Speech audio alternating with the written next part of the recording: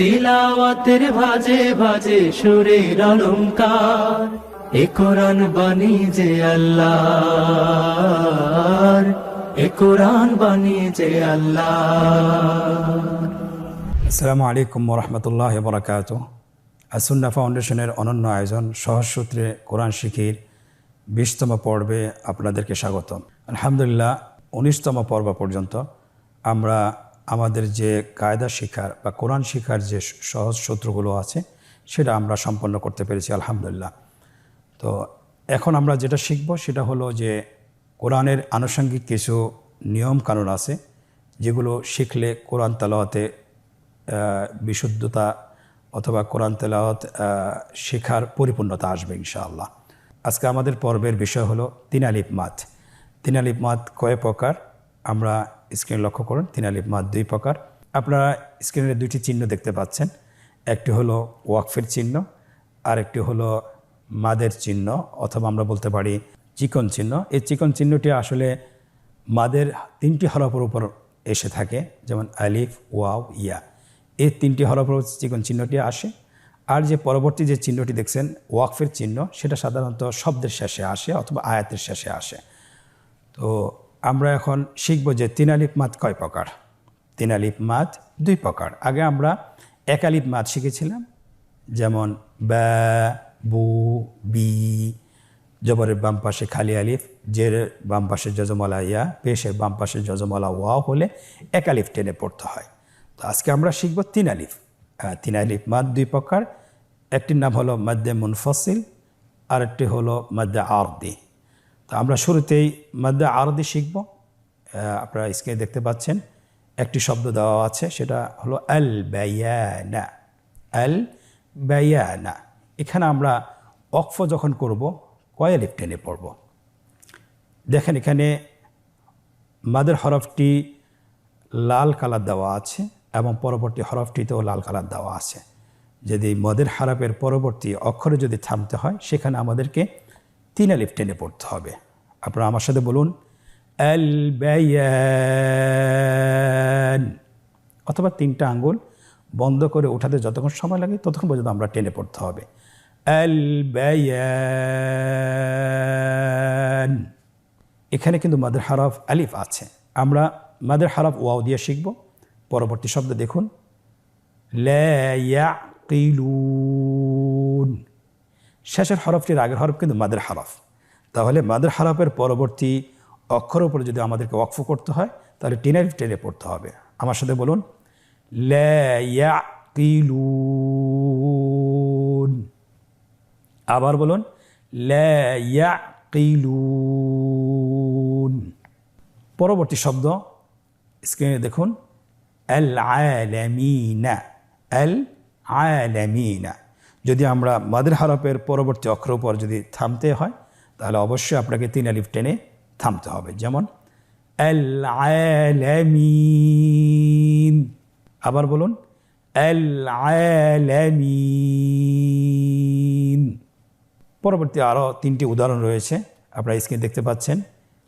শব্দ 3টি হলো মিজানা, তা'বুদুনা, কাদিরুন। প্রথম উদাহরণটি আলিফ দিয়ে, মাদের হরফের আলিফ দিয়ে, দ্বিতীয় উদাহরণটি মাদের হরফের ওয়াও দিয়ে এবং তৃতীয় উদাহরণটি মাদের হরফের ইয়া দিয়ে। শেষের হরফের 3টি হরফে শেষের হরফের আগের হরফটি আপনারা দেখছেন মাদের হরফ।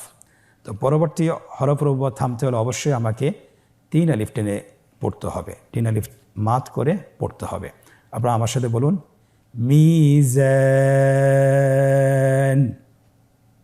আবার বলুন মিজান। পরবর্তী উদাহরণ তা'বুদুন। তা'বুদুন। আবার বলুন আমার সাথে তা'বুদুন। পরবর্তী উদাহরণ কাদির। আবার বলুন কাদির। 3 আলিফ মাদের দ্বিতীয় প্রকার আমরা বলেছিলাম মাদ্দে মুনফসিল। মাদের হরফের পরবর্তী শব্দের শুরুতে যদি হামজা থাকে তাহলে আমাদেরকে 3 আলিফ টেনে পড়তে হবে। এটা বোঝার জন্য অবশ্যই আপনাকে এই চিহ্নটাকে চিনতে হবে।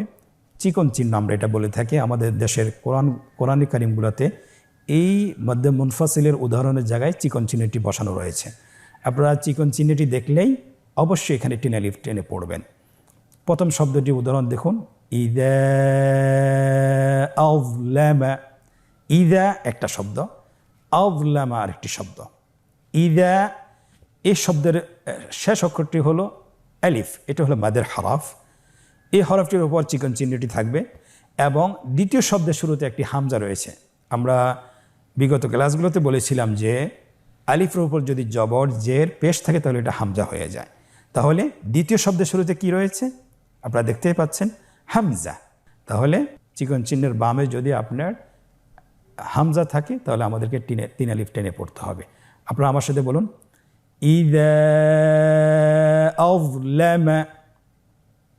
আবার বলুন, ইদা আযলামা। পরবর্তী উদাহরণ দেখুন কি লেখা আছে, ক্বালু আতাত্তাখিযুনা। এখানে দেখছেন আপনারা দুটি শব্দ, ক্বালু একটি শব্দ, আতাত্তাখিযুনা আর একটি শব্দ। ক্বালু এখানে শেষ হরফটি হলো ওয়াও, আর শেষ হরফের পরে যে আলিফটি দেখছেন এটা বহু বচনের আলিফ। সো এখানে শেষ হরফটি হলো ওয়াও, ওয়াও হলো মাদের হরফ। এই মাদের হরফের উপরেই চিকন চিহ্নটি রয়েছে এবং পরবর্তী শব্দ হলো আতাত্তাখিযুনা, শুরুতে রয়েছে হামজা। তাহলে এখানেও আমাদেরকে তিন আলিফ টেনে পড়তে হবে। চিকন চিহ্নটি মাদের হরফ দেখলে আমাদেরকে তিন আলিফ টেনে পড়তে হবে। আপনারা আমার সাথে বলুন, ক্বালু আতাত্তাখিযুনা, ক্বালু আতাত্তাখিযুনা। পরবর্তী উদাহরণ মাদের হরফ ইয়া দিয়ে আপনারা দেখছেন শব্দটি ইন্নী আ'লামু। সো এখানেও দুইটি শব্দ, প্রথম শব্দটি হলো ইন্নী, লাস্ট হরফটি হলো ইয়া। আ'লামু দ্বিতীয় শব্দের শুরুতে রয়েছে হামজা। তাহলে এখানেও আমাদেরকে তিন আলিফ টেনে পড়তে হবে যেহেতু মাদের হরফের উপর চিকন চিহ্নটি রয়েছে। আপনারা আমার সাথে বলুন, ইন্নী আ'লামু।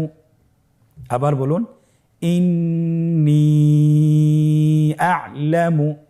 বিষয়টি কিন্তু অনেক সহজ, শুধুমাত্র আপনি চিকন চিহ্নটি মাদের হরফের উপর দেখলে আপনি তিন আলিফ টেনে পড়বেন।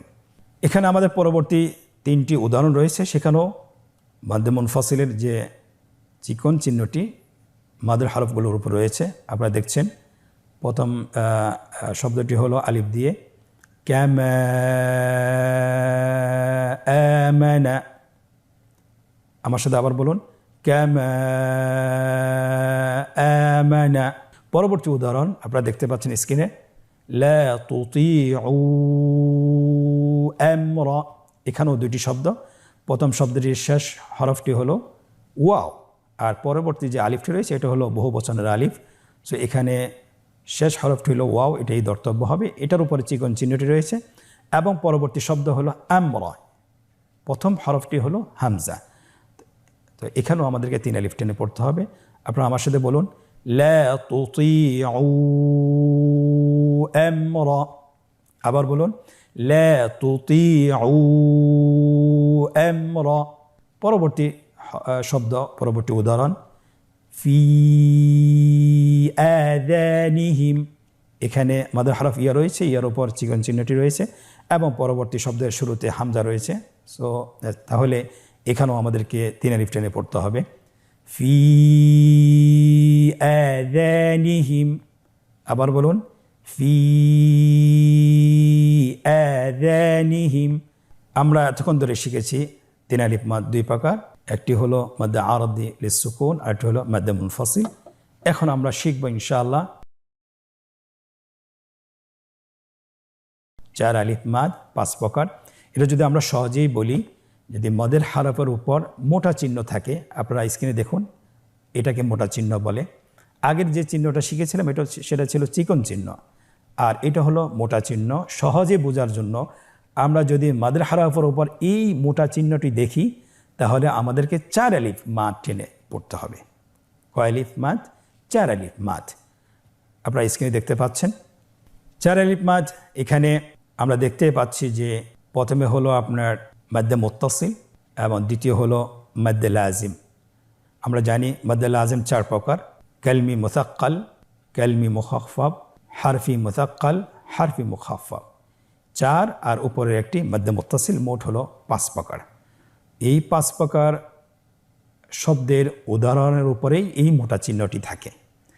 তাহলে আমরা সহজে যদি বুঝতে চাই, আমাদেরকে বোঝার চেষ্টা করতে হবে, সেটা হলো মাদের হারফের উপর যদি মোটা চিহ্নটি থাকে তাহলে এখানে আমাদেরকে 4 আলিফ টেনে পড়তে হবে। মধ্যে মুত্তাসিলের একটা উদাহরণ আপনারা স্ক্রিনে দেখতে পাচ্ছেন। মাদের হারফের পরে অথবা মাদের হারফের যদি মোটা চিহ্ন থাকে আর বামে যদি হামজা থাকে একই শব্দে, তাহলে এখানে 4 আলিফ টেনে পড়তে হবে। এটা আমরা কিভাবে বানান করব? আগের মতোই জিম আলিফ জবর জা, হামজা জবর আ, জা আ। তাহলে আপনারা আমার সাথে বলুন জা আ। পরবর্তী শব্দ মাদের হারফ ওয়াও দিয়ে এখানে উদাহরণটি নিয়ে আসা হয়েছে। শব্দটি হলো সু আ। এখানে দেখতে পাচ্ছেন ওয়ার উপর মোটা চিহ্নটি রয়েছে এবং তার বামে একটি হামজা রয়েছে, এটাকে মধ্যে মুত্তাসিল বলে। এই ধরনের উদাহরণ যদি আমরা দেখি তাহলে আমাদেরকে অবশ্যই 4 আলিফ টেনে পড়তে হবে। আমরা আবার উচ্চস্বরে একবার বলি সু আ। মাশাআল্লাহ, আশা করছি আপনারা পারছেন। পরবর্তী উদাহরণ আপনারা দেখতে পাচ্ছেন স্ক্রিনে, খতিআতুহু। এখানে ইয়ার উপর মোটা চিহ্নটি দেখতে পাচ্ছেন। ইয়া হলো মাদের হারফ এবং তার বামে রয়েছে হামজা। একই শব্দে আমরা বলেছিলাম, একই শব্দে যদি মোটা চিহ্নওয়ালা বামে যদি হামজা থাকে তাহলে এখানে 4 আলিফ টেনে পড়তে হবে। আপনারা আমার সাথে বলুন খতিআতুহু। আবার বলুন খতিআতুহু। পরবর্তী 4টি প্রকার আমরা বলেছিলাম, পরবর্তী 4টি প্রকারের মধ্যেই আপনার এই মোটা চিহ্নটি রয়েছে। আপনারা উদাহরণগুলোতে মোটা চিহ্ন দেখতে পাচ্ছেন। এই মোটা চিহ্নটি দেখলে আপনারা 4 আলিফ টেনে পড়বেন। আপনারা আমার সাথে বলুন দলেন। এখানে একটি বিষয় রয়েছে, সেটা হলো এই শব্দটি আপনি কিভাবে বানান করবেন। শুধুমাত্র আমরা একটি শব্দ বানান করে আপনাদেরকে শোনাচ্ছি, আপনারা আমার সাথে বলুন দদ আলিফ লাম জবর দল। আমরা আগের ক্লাসগুলোতে 2টি হরফের সাথে মিল করে আমরা বানান করে পড়েছিলাম। আজকের এই শব্দটিতে আমরা 3টি হরফ একসাথে বানান করে পড়ব। তাহলে কিভাবে পড়তে হয়? দদ আলিফ লাম জবর দল। কেন আমরা দদ হরফটি টেনে পড়ছি? যেহেতু দদ হরফের সাথে যে মাদের হরফ রয়েছে এটার উপর মোটা চিহ্নটি রয়েছে, এই জন্য এখানে আমাদেরকে 4 আলিফ টেনে পড়তে হবে। আপনারা আমার সাথে বলুন দলেন। আবার বলুন দলেন। পরবর্তী শব্দটি হলো আল হাক্কাতু। এখানেও মাদের হরফের উপর মোটা চিহ্নটি রয়েছে এবং মোটা চিহ্নের উপরে তাসদীদ রয়েছে, এই জন্য আমাদেরকে 4 আলিফ টেনে পড়তে হবে। আল হাক্কাতু। আবার বলুন আল হাক্কাতু। এই শব্দটিও আমরা আগের শব্দের মতো বানান করে পড়ব। পরবর্তী শব্দ হলো তুহাদ্দুনা। আবার বলুন তুহাদ্দুনা। এখানেও আপনার মাদের হরফের উপর মোটা চিহ্ন রয়েছে। আমরা আগে বলেছিলাম চিহ্ন 2টি, একটি হলো চিকন চিহ্ন আর একটি হলো মোটা চিহ্ন। মোটা চিহ্ন দেখলে আমরা 4 আলিফ টেনে পড়ব ইনশাআল্লাহ। এরপরে পরবর্তী শব্দ মাদুল আজিম কেলমি মুখাফফাফ। আপনারা দেখতে পাচ্ছেন কোরআনে একটি উদাহরণ রয়েছে আল আনা, আল আনা। পরবর্তী উদাহরণ মাদুল আজিম হারফি মুতাক্কাল। আপনারা শব্দগুলো দেখতে পাচ্ছেন, 3টি উদাহরণ রয়েছে, যেটা সূরা বাকারার প্রথম শব্দ আলিফ লাম মিম। এখানে লামের উপর মোটা চিহ্ন রয়েছে এবং মিমের উপর মোটা চিহ্ন রয়েছে। মাঝখানে আমাদেরকে একটি গুণনা রয়েছে, ওয়াজিব গুণনা, সেই গুণনাটি 1 আলিফ টেনে পড়তে হবে। আপনারা আমার সাথে বলুন আলিফ লাম লাম। এই গুণনার পরিমাণ 1 আলিফ মাদ পরিমাণ হতে হবে। আলিফ লাম।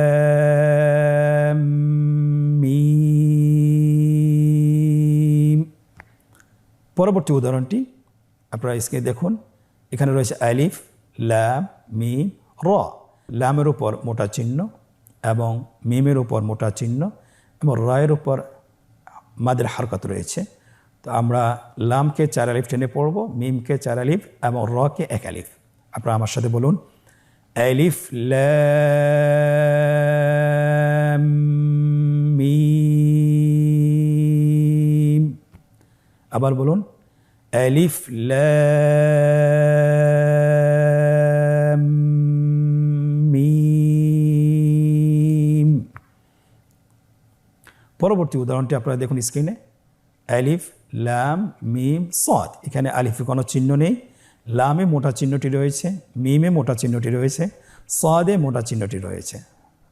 তাহলে আমাদেরকে লামকে 4 আলিফ, মিমকে 4 আলিফ এবং সদকে 4 আলিফ টেনে পড়তে হবে। আপনারা স্ক্রিনে লক্ষ্য করুন এবং আমার সাথে পড়ুন, আলিফ লাম মিম সদ। আবার বলুন, আলিফ লাম মিম সদ। এই 4 আলিফ অবশ্যই আপনাদেরকে লাজিম আবশ্যক অবশ্যই টেনে পড়তে হবে। ইনশাআল্লাহ আমরা যদি টেনে পড়তে পারি তাহলে আমাদের হরফগুলো, শব্দগুলো উচ্চারণ সহিহ হবে অথবা শুদ্ধ হবে। পরবর্তী আরেকটি প্রকার, সেটা আপনারা দেখতে পাচ্ছেন, মাদ্দে লাজিম হারফি মুখাফফাফ। একই রকম চিহ্ন ব্যবহৃত হয়েছে। সেটা হলো একটি হরফের উপর কফ, নুন, সদ। কফের উপর মোটা চিহ্নটি রয়েছে, নুনের উপর মোটা চিহ্নটি রয়েছে এবং সদের উপর মোটা চিহ্নটি রয়েছে। এই হরফগুলো আপনাকে অবশ্যই 4 আলিফ টেনে পড়তে হবে। আপনারা আমার সাথে বলুন, কফ। পরবর্তী হরফ নুন, এভাবে নুন টেনে পড়তে হবে, নুন। পরবর্তী হরফ সদ, এভাবেই টেনে পড়তে হবে, সদে। সম্মানিত শিক্ষার্থীবৃন্দ, তাহলে আমরা শিখেছি আজকে আলহামদুলিল্লাহ 3 আলিফ মাদ এবং 4 আলিফ মাদ। 3 আলিফ মাদের মধ্যে আমরা 2টি প্রকার শিখেছি। একটি হলো মাদ্দে আরদি, একটি হলো মাদ্দে মুনফসিল। মাদ্দে আরদিল সুকুন, কীভাবে আমরা আয়াতের শেষে ওয়াকফ করব যদি মাদের হরফের পরবর্তী অক্ষরে থামতে হয়, কীভাবে আমরা ওয়াকফ করব সেটা আমরা শিখেছি। এবং মাদের হরফের উপর যদি চিকন চিহ্ন থাকে সেটা আমরা কিভাবে উচ্চারণ করব, সেটা আমরা কিভাবে পড়ব। দ্বিতীয় যে প্রকার সেটা হলো 4 আলিফ মাদ। এটা আমরা 5 প্রকার পড়েছি। সেখানেও আমরা দেখেছি যে মাদের হরফের উপর যদি মোটা চিহ্ন থাকে, মোটা চিহ্ন দেখলে আমরা 4 আলিফ টেনে পড়ব। আশা করি ইনশাআল্লাহ আপনারা বুঝতে পেরেছেন। আমরা চেষ্টা করব বাসায় যতক্ষণ সময় থাকে 20 থেকে 30 মিনিট আমরা এটা প্র্যাকটিস করব। আমরা এটা ভিডিও দেখেও প্র্যাকটিস করব, তাহলে আপনারা খুব সহজে শিখতে পারবেন ইনশাআল্লাহ। আমরা এখন অনুশীলন প্রবেশ করছি। কিছু উদাহরণ দেওয়া আছে যে আমরা চিকন চিহ্ন এবং মোটা চিহ্ন এটার মধ্যে পার্থক্য বুঝতে পারি কিনা, এবং পাশাপাশি আমরা ওয়াকফ করলে কয় আলিফ টেনে পড়ব যদি সেখানে মাদের হরফের পরে যদি পরবর্তী অক্ষরের উপর থামতে হয়, কিভাবে ওয়াকফ করব সেটা আমরা এখন শিখব ইনশাআল্লাহ। এখানে লেখা আছে নিম্নোক্ত উদাহরণগুলো সঠিক জায়গায় লিখুন। প্রথম লাইনে আপনার উদাহরণ দেওয়া আছে, অনেকগুলো উদাহরণ। আর রাহিম, উলাইকা আলা আবসারিহিম, ইয়াসিন। এরপরে আলিফ লাম মিম র। এই প্রকারগুলোর নাম কি, উদাহরণগুলোর নাম কি, প্রত্যেকটি উদাহরণের এক একটি নাম রয়েছে। আমরা 3 নম্বর লাইনে নামগুলো দিয়ে দিয়েছি। প্রথম লাইনে দেওয়া আছে মাদ্দে লাজিম হারফি মুখাফফাফ। আমরা যদি উদাহরণ দেখি আগে, আর রহিম এটা কিসের উদাহরণ? আমরা জানি এখানে ওয়াকফ রয়েছে, তাহলে আমরা বুঝতে পারতেছি এটা মাদ্দে আরদিল সুকুন। এরপরে রয়েছে উলাইকা, এটা হলো এখানে মোটা চিহ্ন রয়েছে এবং মোটা চিহ্নর বামে হামজা রয়েছে, তাহলে এটা মাদ্দে মুনফাসিল, এখানে আমরা বসিয়ে দিই। এরপরে দেখছেন আলা আবসারিহিম, মাদের হারকাতের উপর চিকন চিহ্ন রয়েছে, এটা আমরা মাদ্দে মুনফাসিল, যেহেতু পরবর্তী শব্দের শুরুতে হামজা রয়েছে। ইয়াসিন, এটা হলো মাদ্দে লাজিম হারফি মুখাফফাফ, এখানে ইয়ার উপর মাদের হারকত রয়েছে এবং সিনের উপর মোটা চিহ্ন রয়েছে, তাহলে মাদ্দে লাজিম হারফি মুখাফফাফ আমরা বসিয়ে দিই। এরপরে আলিফ লাম মিম, এরপরে হলো মদ্দে লাজিম হারফি মুসাক্কাল। তাহলে আমরা বুঝতে পারছি ইনশাআল্লাহ, সহজে আমরা বুঝে নেব যে মোটা চিহ্ন এবং চিকন চিহ্ন, এই দুটি চিহ্ন যদি থাকে, চিকন চিহ্ন থাকলে আমরা 3 আলিফ টেনে পড়ব, মোটা চিহ্ন থাকলে 4 আলিফ টেনে পড়ব, এবং মদের হরফের উপর পরবর্তী হরফের ওয়াকফ করলে অবশ্যই আমরা সেখানে 3 আলিফ টেনে পড়ব ইনশাআল্লাহ। এই অনুশীলন দিতে পড়ব রেখা টেনে মদের প্রকারের সাথে উদাহরণগুলো মিল করুন। আপনারা দেখছেন এখানে মাদের প্রকারগুলোর উদাহরণ দেওয়া আছে আর পাশের নামগুলো দেওয়া আছে, শুধুমাত্র উদাহরণের সাথে প্রকারের মিল করতে হবে। স্ক্রিনে দেখতে পাচ্ছেন উদাহরণের সাথে প্রকারের মিল করা হচ্ছে রেখা টেনে, এমনিভাবে আপনারাও মিল করবেন ইনশাআল্লাহ।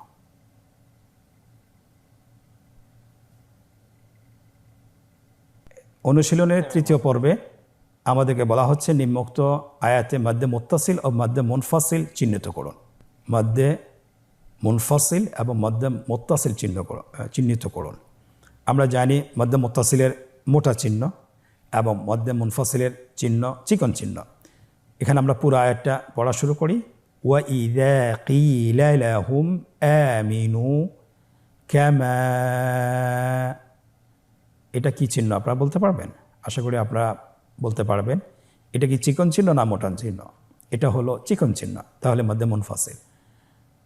আমানান নাসু ক্বালু আনুমিনু, ওর উপর একটি চিহ্ন রয়েছে, এটাও চিকন চিহ্ন। কামা আমানা সুফাহা, এখানেও মাদ্দে হরফের উপর চিকন চিহ্ন রয়েছে, এটাও মাদ্দে মুনফাসিল।